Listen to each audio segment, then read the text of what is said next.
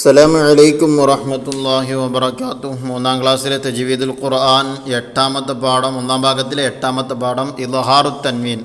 അപ്പോൾ ഇദ്ഹാറിനെ കുറിച്ചാണ് നമ്മളിങ്ങനെ പറഞ്ഞു പോരുന്നത്. ഇദ്ഹാർ എന്ന് പറഞ്ഞാൽ സാക്കിനായ നൂനിൻ്റെയോ തൻവീൻ്റെയോ ശേഷം ഹൽക്കിൻ്റെ അക്ഷരങ്ങളിൽ ഏതെങ്കിലും ഒന്ന് വന്നാൽ സാക്കിനായ നൂനിനെയും തൻവീനെയും വെളിവാക്കുക. ഹൽക്കിൻ്റെ അക്ഷരങ്ങൾ നമുക്കറിയാം, ഹംസ്, ഹാ, ഐന്, ഹ, ഖൈന്, ഖാ, ഈ അക്ഷരങ്ങളാണെന്നുള്ളത് നമുക്കറിയാം.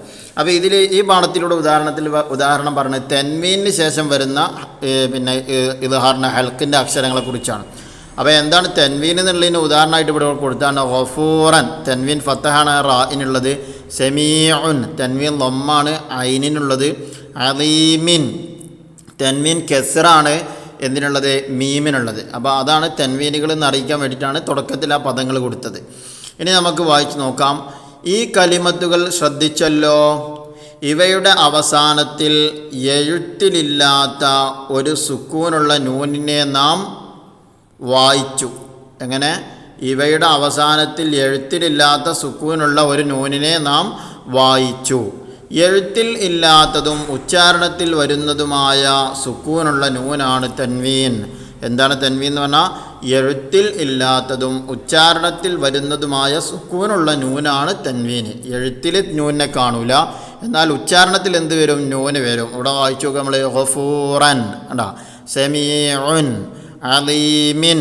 എഴുത്തിൽ അവിടെ നൂന് കാണുന്നില്ല, സുക്കൂനുള്ള നൂനിനെ കാണുന്നില്ല, പക്ഷേ ഉച്ചാരണത്തിൽ അവിടെ എന്ത് വരും?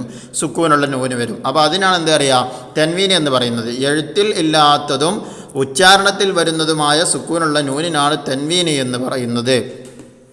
ഇനി ഉദാഹരണ സഹിതം നമുക്ക് നോക്കാം. എങ്ങനെ? കിതാബുൻ കണ്ടാ, കിതാബുൻ, തൻവീൻ ലൊമ്മാണ് ഇവിടെ ഉള്ളത്. അത് നമ്മൾ ഉച്ചരിക്കുന്നത് എങ്ങനെയാണ്? കിതാബുൻ, ലാസ്റ്റ് ഒരു നൂനല്ലേ വരുന്ന ഉച്ചരിക്കുന്ന സമയത്ത് അതവിടെ എഴുതി കാണിച്ചതാണ്. കിതാബിൻ കണ്ടാ, കിതാബിൻ, ബാഇന് ശേഷം ഒരു നൂന്, സുക്കൂനുള്ള നൂന്. അതുപോലെ തന്നെ കിതാബൻ, അവിടെ അതേ രൂപത്തിൽ. ചുരുക്കി പറഞ്ഞാൽ എഴുത്തിൽ കാണാത്ത ഉച്ചാരണത്തിൽ വരുന്നതുമായ ഒരു സുക്കൂനുള്ള നൂനാണ് ഏത്? ഈ തൻവീൻ എന്ന് പറയുന്നത്.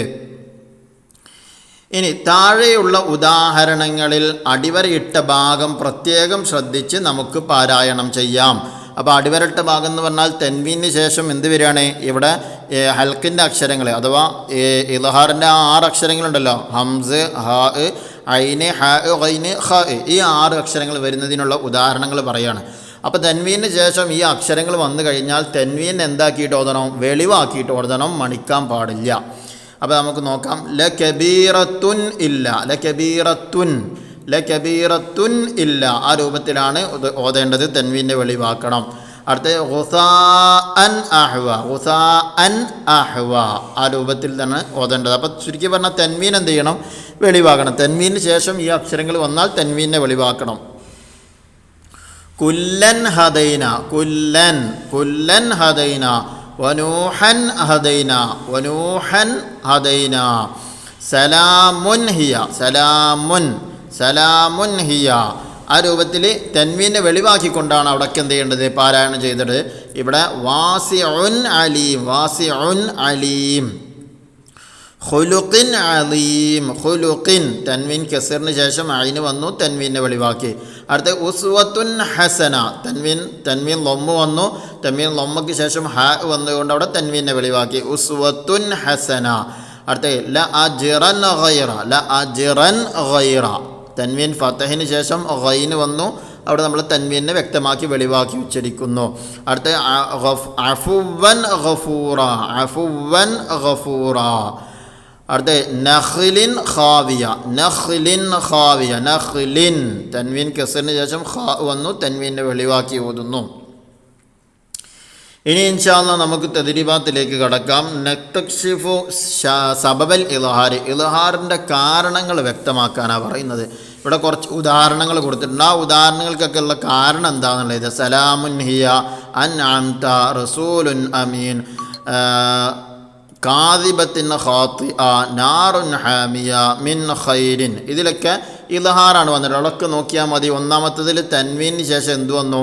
ഹാ വന്നു. അതുകൊണ്ടാണ് അവിടെ ഇദ്ഹാർ ചെയ്തത്. തൻവീന് ശേഷം ഹാ വന്നു. രണ്ടാമത്തെ അൻഅംത എന്നുള്ള സാക്കിനായ നൂനിന് ശേഷം ഐന് വന്നു. അൻ കണ്ടോ, അൻഅംത, അവിടെ സാക്കിനായ നൂനിന് ശേഷം എന്ത് വന്നു? ഐന് വന്നു.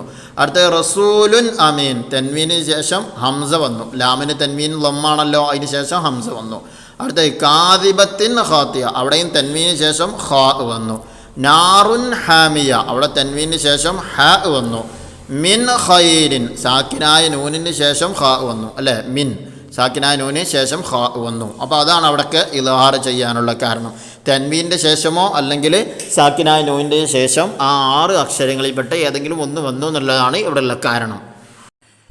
ഇനി അതിൽ രണ്ടാമത്തെ നഖ്റ വനക്തഷിഫ് മവാദിഅൽ ഇൽഹാർ, ഇൽഹാറിൻ്റെ സ്ഥലങ്ങളെ കണ്ടെത്താനാണ് ഈ താഴെ കൊടുത്ത ആയത്തുകളിൽ നിന്ന്. ഇവിടെ ഇങ്ങനെ പോന്നാൽ ഷൈഉൻ, സാക്കിനായ നൂനോ തൻവീനുണ്ടോ നോക്കിയാൽ മതി. അതിന് ശേഷം വന്ന അക്ഷരം നമ്മൾ പറഞ്ഞ 6 അക്ഷരങ്ങളിൽ പെട്ടതാണോ, അവിടെ ഇൽഹാറാണ്. അപ്പോൾ ഇവിടെ ഇങ്ങനെ ഓതണം ഷൈഉൻ അദീം, ഷൈഉൻ അദീം, തൻവീനെ അവിടെ വെളിവാക്കണം. അടുത്തതാ മുർലിഅത്തിൻ അമ്മ, മുർലിഅത്തിൻ അമ്മ, തൻവീനെ വെളിവാക്കണം. തൻവീൻ കസറിനെ ഹാത്തായിൻ്റെ തൻവീൻ കസറിനെ വെളിവാക്കിയിട്ടാണ് അവിടെ ഓതേണ്ടത്. ചുരുക്കി പറഞ്ഞാൽ ഏത് ആയത്ത് കാണുകയാണെങ്കിലും നമ്മളവിടെ ശ്രദ്ധിക്കേണ്ടത് എന്താ, സാക്കിനായ നൂനോ തൻവീനോ ഉണ്ടോ, അതിന് ശേഷം ഈ 6 അക്ഷരങ്ങൾ ഏതെങ്കിലും ഒന്ന് വരുന്നുണ്ടോ എന്ന് പ്രത്യേകം എന്ത് ചെയ്യുക, ശ്രദ്ധിക്കുക. അങ്ങനെയാണെങ്കിൽ അവിടെ ആ സാക്കിനായ നൂനെയും തൻവീനെയും വെളിവാക്കി ഓതുക.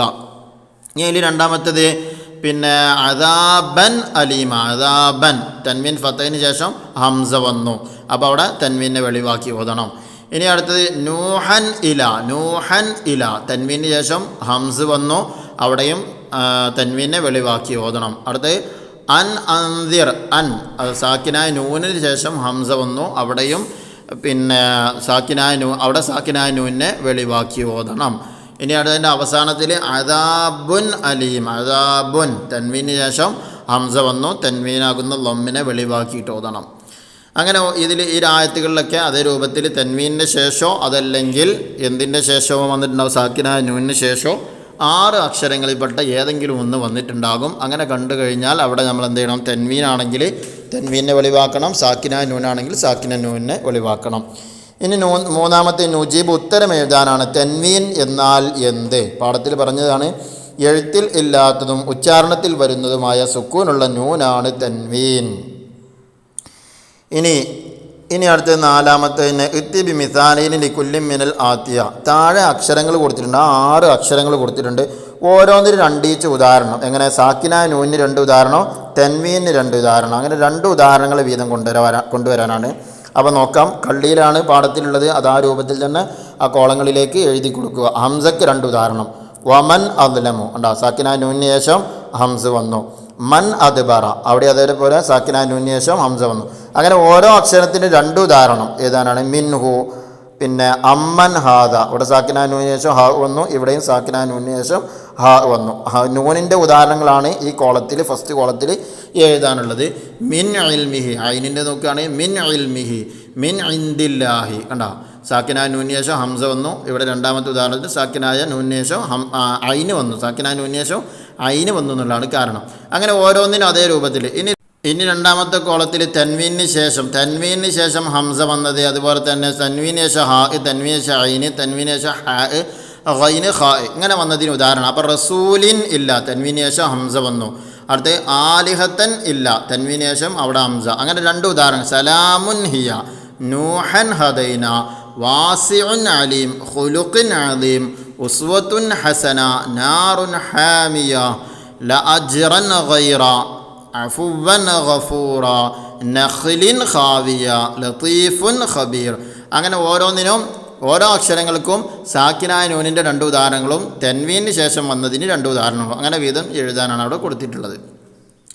ഇനി നാലാമത്തെ തഖ്സീസ്. ഒന്നാമത്തെ നഖ്റ സൂറത്തുൽ മുംതഹിന വനക്തശിഫു മവാദിഅൽ ഇൽഹാരി മിൻഹ, സൂറത്തുൽ മുംതഹിന പാരായണം ചെയ്യുക. അങ്ങനെ അതിൽ നിന്നുള്ള ഇൽഹാറിനെ പ്രത്യേകം ശ്രദ്ധിച്ചുകൊണ്ടായിരിക്കണം ആ സൂറത്ത് പാരായണം ചെയ്യേണ്ടത്.